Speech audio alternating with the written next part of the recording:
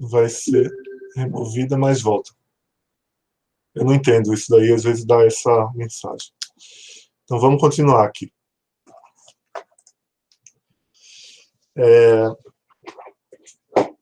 Recapitulando uma imagem que a gente montou na última aula,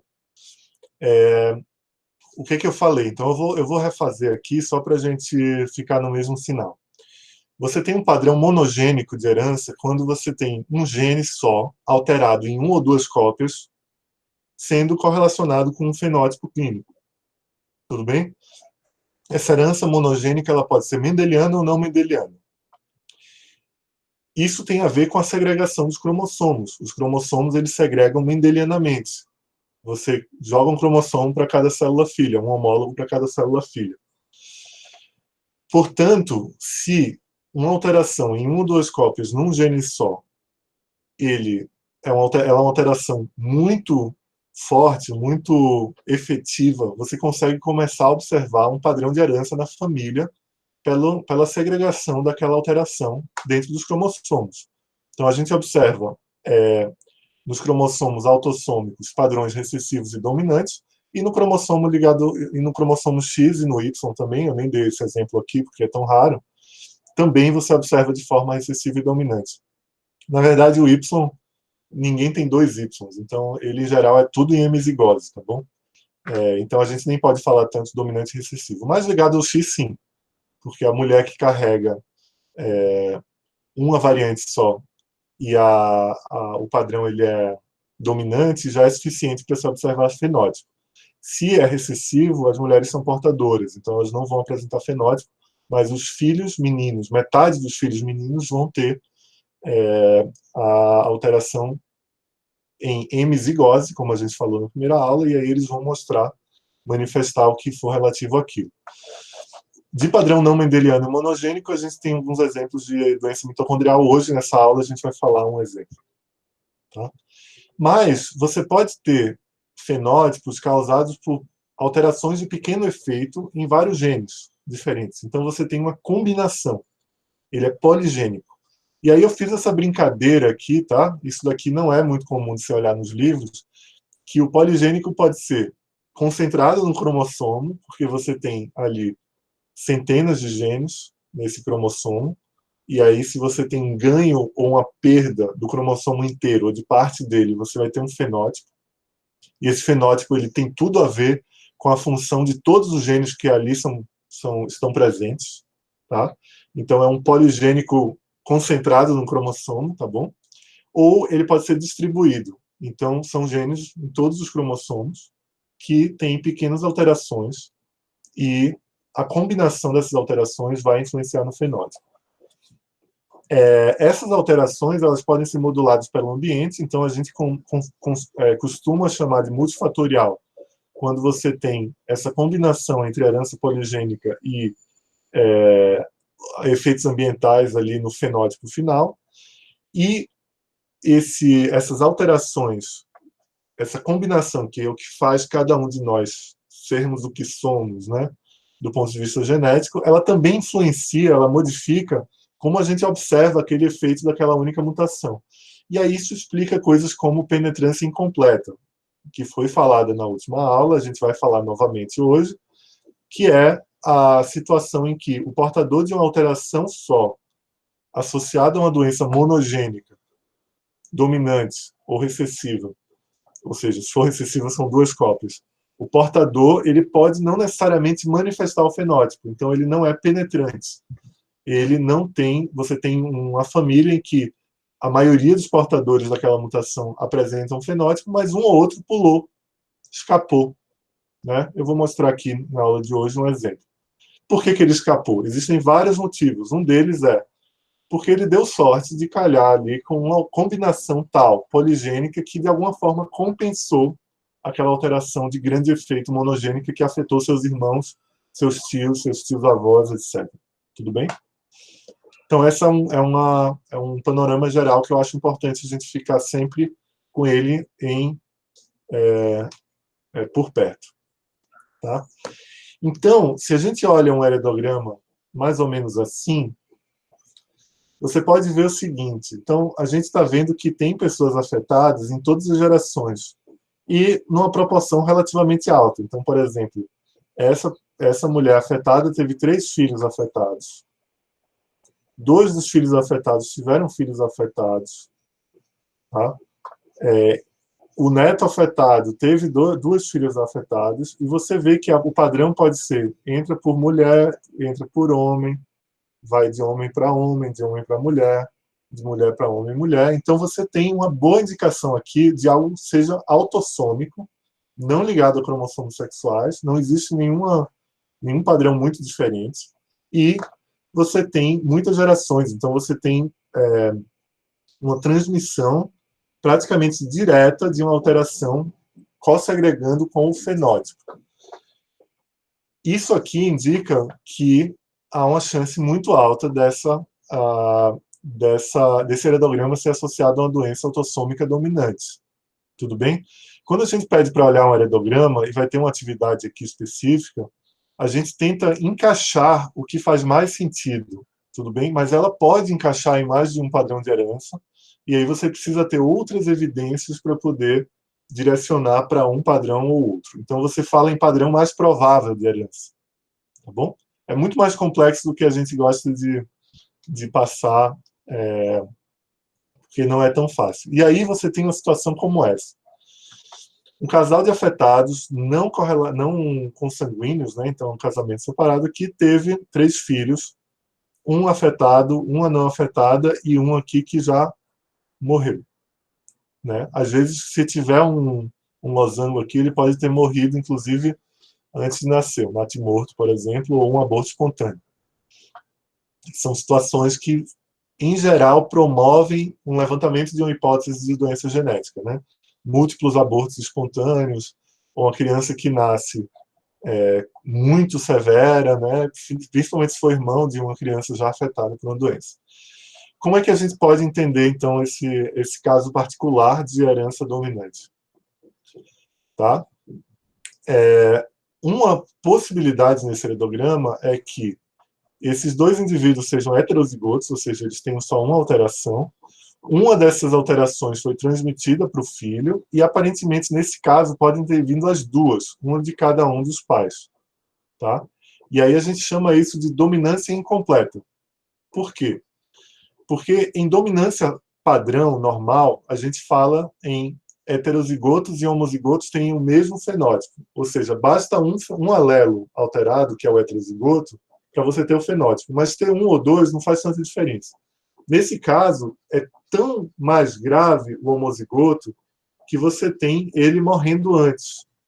Às vezes ele nem nasce, às vezes o embrião nem vinga. E aí a gente chama de dominância incompleta porque, na verdade, é aditivo. Um alelo faz mal, já causa doença, 2 alelos faz tão mal que você chega a ser letal esse genótipo. Tá? Tudo bem? Então, a dominância padrão, normal, convencional, como se espera, o homozigoto, para referência, não tem nada, o heterozigoto já tem a doença, e o homozigoto não é diferente do heterozigoto, ele também teria a doença. Aqui a gente está falando de um caso pior, então é como se fosse uma gradação, uma adição. Ainda assim, a gente fala em herança dominante, porque você tem, basta um alelo alterado para você ter a doença. Como é que a gente explica aqui por que os pais não tinham a doença? Já que aqui tem uma mutação e aqui tem uma mutação. Então, tem algumas explicações. Uma delas, né, que eu vou demonstrar nesse heredograma, é a mutação nova. Então, na gametogênese da mãe ou do pai, você introduziu uma mutação aqui nessa linhagem. Isso é possível? Ora, todas as variantes genéticas surgiram dessa forma, com alteração na gametogênese do pai ou da mãe, ou em ambos, promovendo ainda assim um filho que nasce, nesse caso uma filha, e se essa mutação ela não é tão danosa, ela pode ser transmitida adiante. Tá? Então, esse é o conceito de mutação nova, que ela não é herdada pelos pais. Então, aconteceu herdada dos pais, né? Herdada pela criança dos pais. Ela não aconteceu, ela não foi herdada. Então, ela está ali para cima. Em geral, a gente fala que quando você identifica essa situação, numa mutação nova, você... Por que é tão importante identificar se a mutação é nova ou se a mutação é herdada? Para fins de aconselhamento genético. Para eu poder falar para os pais se eles têm o risco de ter mais um filho afetado ou não. Tudo bem? Em geral, a mutação nova é um evento fortuito numa linhagem germinativa específica que não aconteceu aqui, mas aconteceu aqui. É um evento aleatório, como todas as mutações são. Tá? Se essa mutação ela for muito deletéria e afete o sucesso reprodutivo do portador, ou seja, digamos que aqui, eu sei exatamente o que acontece aqui, é uma mutação causadora de acondroplasia, que é o nanismo comum, mas ela pode ser... a maioria das mutações de acondroplasia elas não são incompatíveis com o sucesso reprodutivo, então ela poderia ser transmitida. Se ela não for transmitida, ou seja, se ela vem junto de uma infertilidade ou de uma esterilidade, você pode falar que essa doença ela é geneticamente letal. Não porque ela vai matar o portador, ela até pode matar o portador antes da idade reprodutiva, mas o indivíduo pode morrer aos 60, 70 anos, desde que ele não consiga ter uma prole, né? Não consiga ter um filho ou uma filha por conta dessa mutação, ele não transmitiu adiante. Então, se a gente considera, por exemplo, algumas mutações em que todos os portadores dessas doenças consideradas geneticamente letais, a gente está falando obrigatoriamente de mutações novas, porque eles não podem ter recebido dos pais, já que a gente está falando que elas são geneticamente letais. Entenderam?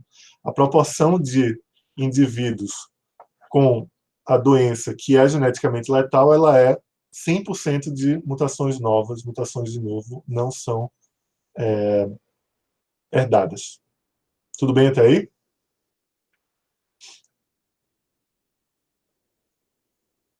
Isso. Aí, nesse caso, só a criança que morreu, ou mesmo chegou na vida adulta que morreu, tem essa mutação nova.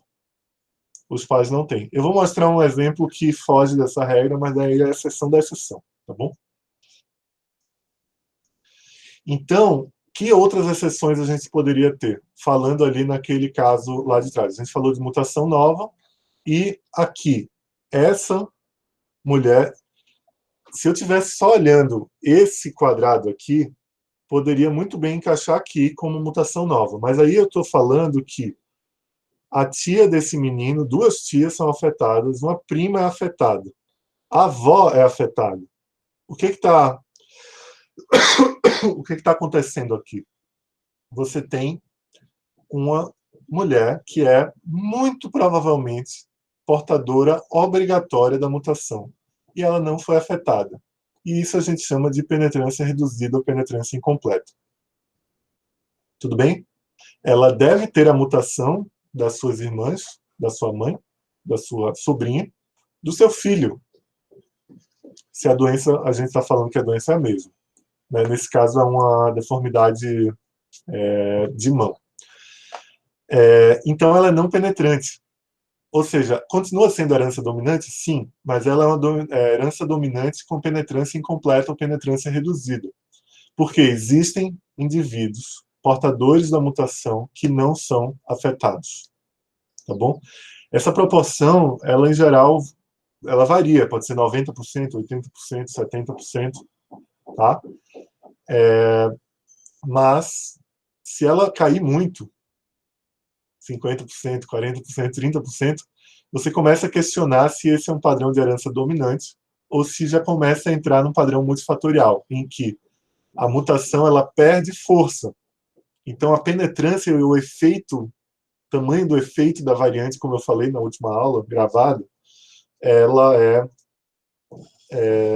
elas são quase sinônimas, penetrância e tamanho do efeito. O que é que deve ter acontecido aqui? Não sei.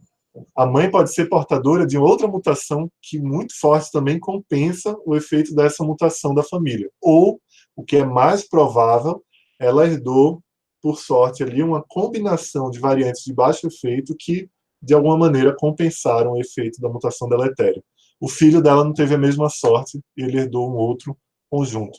porque você tem ali a combinação aleatória de todos os cromossomos. Então, ainda que o filho compartilhe bastante com a mãe, né, 50% em média, não foi o 50% compensatório que a mãe ganhou.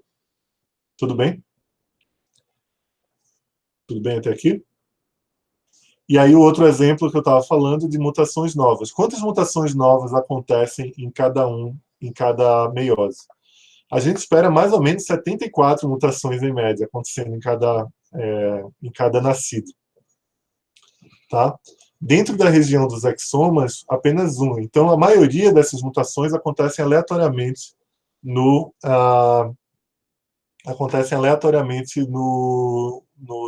íntrons, na região intergênica. Tá? E em cada geração você imagina que existe uma alteração em um dos 21 mil genes codificadores de proteína. Como distinguir de mutação? Tá, esse é um caso que poderia ser mitocondrial, exceto por um motivo aqui. Então, por que aqui não é mitocondrial? Primeiro, no mitocondrial, você tem filhos não afetados, ainda que tivesse a transmissão aqui. Você concorda que, se fosse mitocondrial, todas as mitocôndrias dela, a maioria das mitocôndrias dela teriam afetados. Então, eu encontraria menos casos saudáveis aqui, tá? E eu certamente não encontraria esse tipo de padrão não penetrante. Mas não é impossível, tá bom? Eu estou só abrindo aqui porque é interessante a colocação da Beatriz. Você poderia ter um caso de heteroplasmia. A gente vai ver isso daqui a pouquinho. Tá? Então, vamos lá. Herança dominante alterada por mutações de novo, alterada por diminuição da penetrância por vários motivos. E essa situação aqui? Então, se eu só olhasse esse lado aqui, eu poderia pensar em mutação de novo. Lembra que eu falei que a mutação de novo ela acontece na linhagem germinativa e ela é fortuita, ela acontece aleatoriamente? Aí o cara vai e casa com outra mulher, nada a ver com essa, e tem uma filha afetada. O que pode ter acontecido aqui? Pode ser duas mutações de novo no mesmo lugar, em eventos diferentes. Então, aconteceu uma gametogênese aqui, com alteração, e aí ele teve o menino, aí aconteceu numa outra gametogênese a mesma alteração para a menina. Assumindo aqui que a gente está falando da mesma doença, tá bom? Gente, existem situações, isso prejudica muito a capacidade de fazer um aconselhamento genético preciso, né? A gente sempre fala em probabilidades. Existe uma situação chamada de mosaicismo, tá? Então, mosaicismos são um conjunto de células que tem uma constituição genômica um pouco diferente das outras. Então, você pode ter um mosaicismo somático. Aqui, o que aconteceu? Quando esse indivíduo aqui era um embrião, talvez uma linhagem da ectoderma ali que fez a pele, digamos assim, sofreu uma mutação na meiose. E essa mutação ela foi transmitida para todas as linhagens celulares decorrentes daquela linhagem inicial. E aí a gente fala de um mosaicismo somático sem alteração das gônadas. Aqui você tem, além dessa linhagem, você tem a linhagem das gônadas também sendo alterada e aqui exclusivamente das gônadas. O que é que significa? O que é que significa? As células que vão dar origem aos gametas desse indivíduo, elas têm uma mutação que não é encontrada em outras células do indivíduo. Elas só são encontradas ali nas gônadas. E aí, ele tem uma chance de passar a mutação de novo para mais de um filho. É um caso bem específico, né? Nesse caso também você tem a chance de passar ali adiante. O mosaicismo, como perguntaram aqui, então, ele é um conjunto não uniforme, não homogêneo de alterações genéticas. Você tem a maioria herdada, mas algumas elas podem acontecer na mitose, numa fase mitótica. Então, as células parentais, elas continuam com a constituição genômica igual como foram fruto da combinação ali na formação daquele zigoto, mas você tem ali alterações pós-zigóticas, mitóticas, né? Você tem na mitose alterações naquele tecido. Gente, o que parece esse conceito aqui? Existe uma doença, uma família de doenças muito comuns que causa arrepios em todo mundo e que tem um componente somático muito importante. São cânceres, por exemplo. Então, os cânceres, eles são... você pode ter um componente hereditário, herdado, portanto, mas você tem ali, em cada um dos tecidos, uma chance, na mitose, na replicação celular, de ocorrer uma mutação nova. Tá bom? Essa mutação nova, ela, portanto, ela é uma mutação somática, ela vai acontecer só no tecido mamário, ou só no tecido intestinal, ou só no tecido sanguíneo, e aí vai formar isso daí. Você não transmite necessariamente essa mutação somática para frente. Quando você transmite para frente? Quando você tem uma mutação somática que atinge as gônadas. E aí você tem um mosaicismo gonadal, ou seja, por que é um mosaico? Porque a pessoa ela tem dois genomas, um genoma sem a mutação patogênica e um outro genoma igual, porém com a mutação patogênica, e aí você tem uma chance de transmitir. Entenderam? Mosaicismo é algo muito comum, porque todas as células que vão se reproduzindo têm uma chance de terem novas mutações ali na mitose.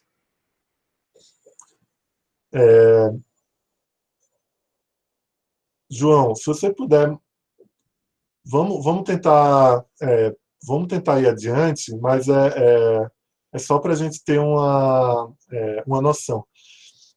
Todas as células, elas, na hora de qualquer replicação celular, elas têm uma chance de ter uma mutação. Se isso acontecer numa célula gonadal, você tem a chance de passar isso adiante e dos seus filhos herdarem essa mutação. Se elas acontecerem em outras células, você não transmite, mas elas podem provocar algum fenótipo. Aí eu dei um exemplo claro, assim, clássico, que é o câncer, sendo uma doença fruto, uma doença genética, porque você tem alterações genéticas. Câncer é sempre uma doença genética, mas nem sempre é hereditário, porque você pode ter mutações aqui nas células não germinativas. Tudo bem? Então, esse é um caso que o cara não tinha mutação, ou seja, ele não ganhou a mutação dos pais, ele não tinha doença, mas as gônadas dele, em algum momento do desenvolvimento, pode ser bem no início, inclusive, sofreram uma mutação. E aí todos os espermatozoides dele vão ter alteração, e aí, independentemente de com quem ele case, ele vai transmitir.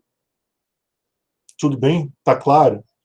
Então, é uma mutação de novo, sim, mas ela é herdável, diferentemente da maioria das mutações que não são herdáveis, porque elas aconteceram nas gônadas.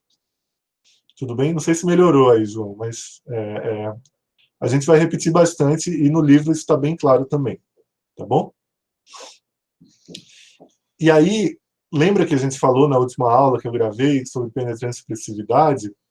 A gente observa esses dois indivíduos aqui e essa daqui, que eles deveriam ter a mutação. Porque o patriarca aqui tinha mutação, passou provavelmente por essa linhagem, passou provavelmente por essa linhagem aqui a mutação. Então são indivíduos não penetrantes, isso a gente chama de penetrância incompleta. Nesse caso, a gente precisa identificar os portadores obrigatórios da mutação e realmente entender se eles não são afetados pela doença. Tá? E aí eu expliquei para vocês, você pode ter uma situação que a penetrância é completa, onde 100% dos indivíduos com alteração, eles são afetados. Nesse caso, a expressividade é pouco variável. Todo mundo é afetado do mesmo jeito. Aqui, a gente tem indivíduos que são portadores da mutação, mas não são afetados, são totalmente normais. E quem é afetado igualmente. Aqui você tem penetrância completa. Todo mundo é afetado em algum grau, mas esse grau é variável. Então, a expressividade é variável. Esse aqui tem um fenótipo, ainda que leve. Esse aqui tem um fenótipo, ainda que um pouco mais severo que esse e mais leve que os outros. Então, todo mundo que tem a mutação tem algum grau da doença, mas esse grau pode ser diferente. E aqui é a mistura total. Então, a gente tem indivíduos com a mutação sem nenhuma doença, com a mutação com um pouco de doença e com a mutação com muita doença, ou com muito fenótipo, enfim. A severidade ela pode ser vista de várias formas, inclusive como uma doença que começa mais cedo. A idade de início da doença, quanto mais cedo, mais severo é a doença, porque você tem ali alguma alteração que, antes de outros indivíduos, já começou a causar doença. Então, só a idade de início também é um componente para a gente classificar de expressividade variável. Tudo bem? Então, esse slide também está na última aula, na 2.1 ali. Os padrões de herança eles dependem da interação entre os dois alelos, entre si, sobre a função daquele gene, da interação daqueles alelos com o genoma inteiro, e como essas combinações se manifestam no fenótipo. Se você chega a observar um fenótipo, seja ele mais leve, tão leve que você não tem fenótipo, ou seja, não existe fenótipo, ou muito grave, em que todos os mutantes, ali, todos os indivíduos alterados, eles sejam afetados pela doença. Tudo bem até aqui? Daí, o mais importante aqui é vocês tentarem ler no livro, né? O livro ele traz vários exemplos interessantes, e aqui é mais um exercício de heredogramas também para daqui a uma semana, tá bom? Vocês vão poder fazer com consulta. E aí eu vou só interromper a gravação aqui um segundo para a gente ter mais um trecho.